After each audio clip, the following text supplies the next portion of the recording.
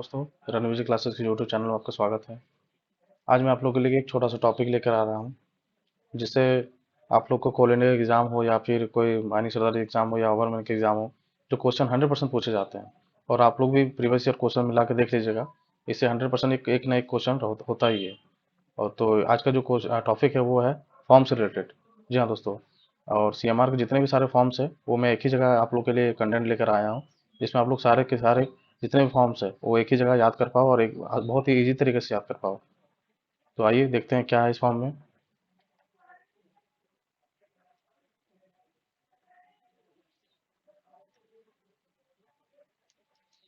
देखिए, रेगुलेशन 3 के अनुसार जो हम लोग नोटिस ऑफ ओपनिंग भेजते हैं। जी हाँ दोस्तों, नोटिस ऑफ ओपनिंग कितने दिनों के अंदर भेजते हैं हम लोग? कम से कम 30 दिन पहले। किसे भेजते हैं दोस्तों? तो सिमरिन, डीएम और सीआईबीएम। किस किस फॉर्म में भेजते हैं? तो फॉर्म 1A में।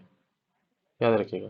रेगुलेशन 3 क्या है दोस्तों? तो नोटिस ऑफ ओपनिंग है, कम से कम 30 दिन पहले भेजते हैं। किन्हें भेजते हैं? तो सिमरिन, डीएम और सीआईबीएम को। सीआईबीएम आप लोग को पता होगा, controller Indian bureau of mines होता है। ठीक है। और कौन सा फॉर्म में भेजते हैं? तो फॉर्म 1A में। ठीक। नेक्स्ट है नोटिस ऑफ रीओपनिंग। याद रखिएगा, पहले हम लोग नोटिस ऑफ ओपनिंग भेजते हैं तो रेगुलेशन 3 के अनुसार, नोटिस ऑफ रीओपनिंग भेजेंगे तो रेगुलेशन 6 के अनुसार। ये भी कम से कम 30 दिन पहले भेजेंगे दोस्तों। इसमें किसे किसे भेजेंगे? तो सिमरिम, डीएम। ये सिर्फ सीआईबीएम नहीं है, देख लीजिए। याद रखिएगा, इसमें मिस मैच नहीं कीजिएगा। तो उसमें सीआईबीएम है, इसमें सीआईबीएम नहीं है। तो सिमरिम, डीएम आप लोगों को पता होगा, chief inspector of mines, regional inspector of mines और डिस्ट्रिक्ट मजिस्ट्रेट। कम से कम 30 दिन पहले भेजते हैं नोटिस ऑफ रीओपनिंग रेगुलेशन 6 के अनुसार। किस फॉर्म में भेजते हैं दोस्तों? तो फॉर्म 1B में भेजते हैं। नेक्स्ट है नोटिस ऑफ क्लोजर अबेंडन। देख लीजिए, रेगुलेशन 5 के अनुसार नोटिस ऑफ क्लोजर अबेंडन कम से कम 30 दिन पहले ये भी भेजते हैं। किन्हें भेजते हैं? तो सिमरिम, डीएम को भेजते हैं। किस फॉर्म में? तो 1C में। नेक्स्ट है नोटिस ऑफ डिसकंटिन्यू। देखिए, रेगुलेशन 5 के अनुसार दो दो फॉर्म भेजते हैं। देखिए, रेगुलेशन 5 में दो दो फॉर्म है। तो इसे याद करने का इजी तरीका क्या है दोस्तों? देखिए, नोटिस ऑफ क्लोजर जब बात बोलेगा तो आप लोग 1C याद रखिएगा। 1C से क्लोजर, 1D से डिसकंटिन्यू। बहुत इजी है ना। देखिए, 1C क्लोजर, क्वेश्चन में रहता है क्लोजर। नोटिस ऑफ क्लोजर जहां बोला समझ जाइए कि 1C, फॉर्म 1C में भेजा जाता है। और जहाँ नोटिस ऑफ डिसकंटिन्यू बोला जाए 1D में भेजा जाता है। दोनों को दोनों कम से कम 30 दिन पहले भेजा जाता है। देख लीजिए, किन्हें भेजा जाता है? तो सिविल डीएम को भेजा जाता है। और दोनों को दोनों रेगुलेशन 5 से रिलेटेड है। तो है ना दोस्तों, इजी। चलिए आगे देखते हैं।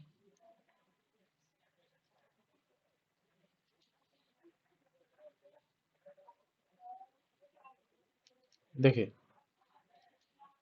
रेगुलेशन 7 के अनुसार जितने भी सारे फॉर्म्स है वो मैं एक ही जगह इसमें भी कंटेंट में लेकर आया हूँ।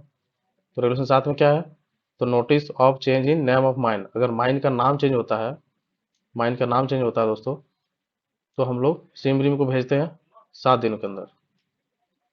ठीक है। किस में भेजते हैं? 2A में। अगर नाम, notice of change in ownership, अगर यदि माइन का ऑनरशिप चेंज होता है दोस्तों, देख लीजिए, माइंस का ऑनरशिप, तो ये भी हम लोग 7 दिन के अंदर भेजते हैं। किसको भेजते हैं? तो सिमरिम को भेजते हैं 2B में। तीसरा है, अगर name of change in address and owner agent manager, अगर माइन का ऑनर एजेंट मैनेजर का एड्रेस चेंज होता है दोस्तों, देख लीजिए, एड्रेस चेंज होता है, तो ये भी हम लोग 7 दिन के अंदर भेजते हैं। कौन से फॉर्म में भेजते हैं? तो 2C में भेजते हैं। और यदि कोई माइंस में अपॉइंटमेंट होता है, एजेंट मैनेजर या फिर वेंटिलेशन ऑफिसर या सेफ्टी ऑफिसर या आईसीएम किसी का भी अपॉइंटमेंट होता है, तो हम लोग सिमरिम को भेजते हैं 7 दिनों के अंदर। किसे, कौन सा फॉर्म में भेजते हैं? 2D में भेजते हैं। नेक्स्ट है termination of agent owner manager, जो जिससे भी माइन से निकाला जाता है दोस्तों, उसका भी फॉर्म हम लोग सिमरिन को भेजते हैं, 7 दिन के अंदर भेजते हैं। और किस फॉर्म में भेजते हैं? तो 2E में। तो ओवरऑल ये देखा जा रहा है दोस्तों कि रेगुलेशन 7 में, सारे के सारे रेगुलेशन 7 में है, 2A से स्टार्ट है और 2E तक है। तो आइए हम लोग शॉर्टकट में देखते हैं एक बार फिर से। जब नोटिस ऑफ नेम, माइन का नाम चेंज होता है तो 2A में। यदि ऑनरशिप चेंज होता है माइन का तो 2B में। यदि एड्रेस चेंज होता है ऑनर मैनेजर का तो 2C में। और एड्रेस चेंज होने के बाद फिर जब अपॉइंटमेंट होता है किसी का तो 2D में। और अपॉइंटमेंट होने के बाद जब हटाते हैं किसी को, टर्मिनेट करते हैं, तो ई में, 2E में। तो ये के सारे सिम रिम को भेजा जाता है। देखिए, SIM RIM, SIM RIM, SIM RIM, SIM RIM, SIM RIM, सारे के सारे सिम रिम को भेजा जाता है और 7 दिन के अंदर भेजा जाता है। और रेगुलेशन 7 रेगुलेशन 7 ही याद रखिएगा, 7 दिन के अंदर सबको भेजा जाता है। सिम रिम रहता है इसमें सारे के सारे। तो याद रखिएगा शॉर्टकट में कि SIM RIM regulation 7 SIM RIM भेजा जाता है, 7 दिन के अंदर भेजा जाता है। अगर नाम चेंज करेंगे माइन का तो 2A में, ऑनरशिप चेंज करेंगे माइन का तो 2B में, एड्रेस चेंज करेंगे ऑनर मैनेजर का तो 2C में, किसी को अपॉइंट करेंगे 2D में, और अगर किसी टर्मिनेट करेंगे किसी को तो 2E में। बहुत ईजी तरीके से याद कर सकते हैं इसे। और रेगुलेशन 7 देख लीजिए, रेगुलेशन 7 7 7 7। ठीक है दोस्तों, नेक्स्ट है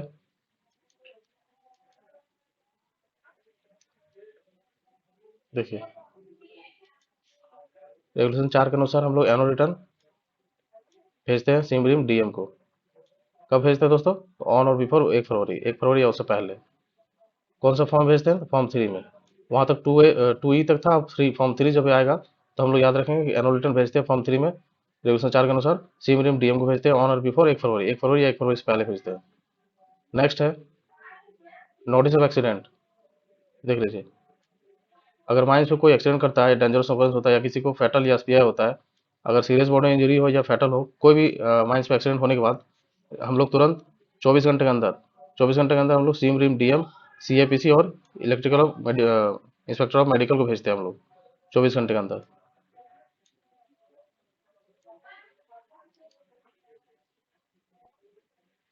किसे किसे भेजता है दोस्तों? तो सीम रिम डीएम और सीएपीसी और इंस्पेक्टर ऑफ मेडिकल को भेजते हैं, 24 घंटे के अंदर भेजते हैं अगर कोई एक्सीडेंट होता है तो।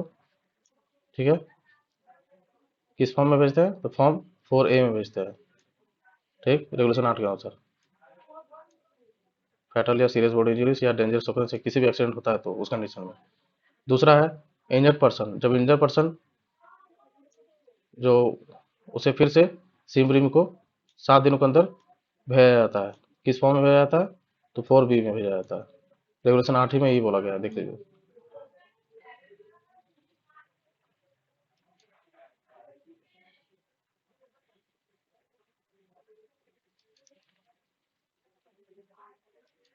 नेक्स्ट देखिए, जब इंजर्ड पर्सन जब ड्यूटी पर रिटर्न आता है,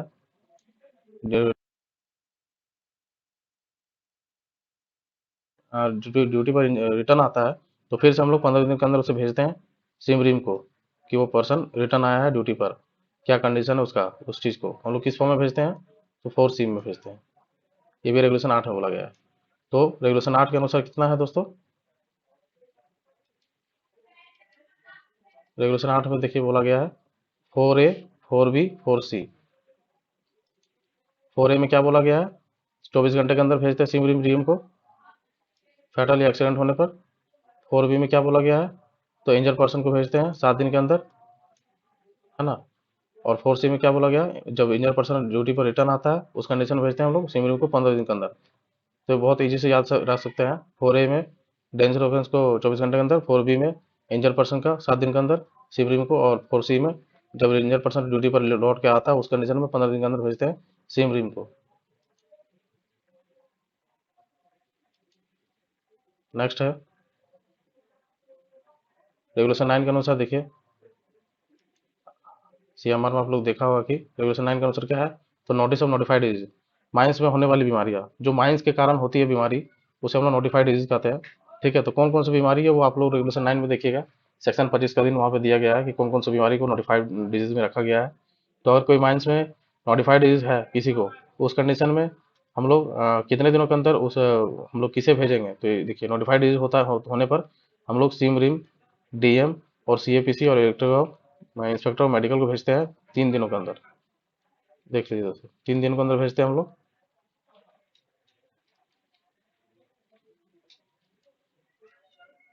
ठीक है, फॉर्म 5 में भेजते हैं।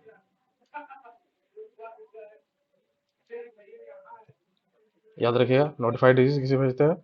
3 दिनों के अंदर भेजते हैं सिम रिम डीएम सीएपीसी, और 3 दिन के अंदर सीएपीसी आप लोगों को पता है, complaint authority of for payment of compensation.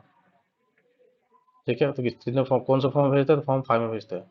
Next है पॉइंटिंग आउट ऑफ कंट्रावेशन। आप लोग रेगुलेशन का 117 में जाइएगा तो वहाँ पे दिए होंगे पॉइंटिंग आउट ऑफ कंट्रावेशन। ये फॉर्म 6 में भेजा जाता है। अगर माइंस में कोई डिस्प्यूट होता है, कोई उल्लंघन होता है, उस कंडीशन में फॉर्म 6 में भेजा जाता है। और वो कितने दिनों के अंदर भेजा जाता है? तो 15 दिनों के अंदर भेजा जाता है। किन्हें भेजते हैं? ऑनर एजेंट मैनेजर एक कॉपी रिमार्क करके सीआईएम को या इंस्पेक्टर को भेजा जाता है। किन्हें भेजते हैं दोस्तों? सीआईएम या अदर इंस्पेक्टर को भेज वापस करेंगे उसको। कौन भेजेंगे? तो ऑनर एजेंट मैनेजर। और माइंस के नोटिस बोर्ड में 15 दिन के लिए डिस्प्ले करवाया जाता है। अगर कोई बीमारी आता है तो माइंस के नोटिस बोर्ड में तुरंत वो 1 दिन के अंदर, जैसे माइंस से कोई बीमारी आया और वहाँ पे 3 दिन के अंदर जब खबर देने के बाद जब वेरिफिकेशन होता है तो उस कंडीशन में तुरंत 1 दिन के अंदर माइंस के डिस्प्ले बोर्ड में चिपका दिया जाता है और वो 15 दिनों तक रहता है नोटिस बोर्ड। देख लीजिए, नोटिस बोर्ड में 15 दिनों तक चिपकाया रहता है, डिस्प्ले किया जाता है और दिखाया जाता है आदमी को कि ऐसा माइंस में कोई डिजीज है आया हुआ है। तो ये किस फॉर्म से रिलेटेड है? तो रेगुलेशन 117 के रिलेटेड है। किस फॉर्म में भेजा जाता है? तो फॉर्म 6 में भेजा जाता है, याद रखिएगा।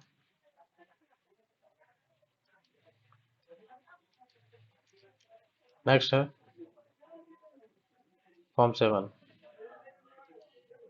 रेगुलेशन 28 में जब मैनेजर का अपॉइंटमेंट, रेगुलेशन 28 के अनुसार मैनेजर चार्ज रिपोर्ट, जब रेगुलेशन 27 में मैनेजर का अपॉइंटमेंट होता है उसके बाद रेगुलेशन 28 में उसका चार्ज रिपोर्ट, अगर मैनेजर कोई माइंस में हैंड ओवर टेक ओवर करता है, जैसे माइंस में कोई मैनेजर छोड़ रहा है, मैनेजर कोई छोड़ के जा रहा है, तो उस कंडीशन में दूसरा कोई मैनेजर आएगा तो उस कंडीशन में मैनेजर अपना हैंड ओवर टेक ओवर करते हैं। जैसे मान लीजिए हम अपना हैंड ओवर कर रहे हैं किसी को और जो आ रहा है वो टेक ओवर करेंगे, तो इसी इसी को दिया गया है इसमें, हैंड ओवर टेक ओवर। तो ये किस फॉर्म में भेजा जाता है? फॉर्म 7 भेजा जाता है। मैनेजर चार्ज रिपोर्ट किसको भेजा जाता है? तो आरआईएम को भेजा जाता है कॉपी। देख लीजिए, तो याद रखिएगा मैनेजर चार्ज रिपोर्ट फॉर्म 7 भेजा जाता है और किन्हें भेजा जाता है? तो आरआईएम को कॉपी सेंड किया जाता है hand over take over condition में, रेगुलेशन 28 बोलता है। तो इसी के साथ दोस्तों आज का जो टॉपिक है हम लोग का वो बहुत ईजी तरीके से आप लोगों को मैंने बता दिया है। और ये क्वेश्चंस 100% पूछे जाते हैं, आप लोगों को पता ही होगा, और हर एक एग्जाम पूछे जाते हैं। मैं आप लोग के लिए ये सारा के सारा कंटेंट एक ही जगह लेके आया हूँ। तो इस कंटेंट में कोई भी कुछ डाउट हो या कुछ भी कमेंट करना हो तो आप लोग हमें कमेंट करके पूछ सकते हैं। तो आज का टॉपिक यहीं समाप्त करते हैं दोस्तों, और कमेंट में आप लोग जरूर से जरूर बताइए कि आज का टॉपिक कैसा रहा। और मैं इसी टाइप का टॉपिक आप लोग के लिए छोटे छोटे टॉपिक एक ही जगह कंटेंट पर एक कंटेंट में लेकर आऊँगा ताकि याद करने में आसानी हो। ठीक है दोस्तों, तो आज के लिए सेशन को यहीं पे एंड करते हैं। Thank you.